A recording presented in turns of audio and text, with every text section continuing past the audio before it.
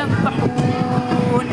وهو الذي أنزل من السماء ماء فأخرجنا به نبات كل شيء فأخرجنا منه خضرا نخرج منه حبا متراقبا ومن النخل من طلعها كنوان دانية وجنات من أعناب والزيتون والرمان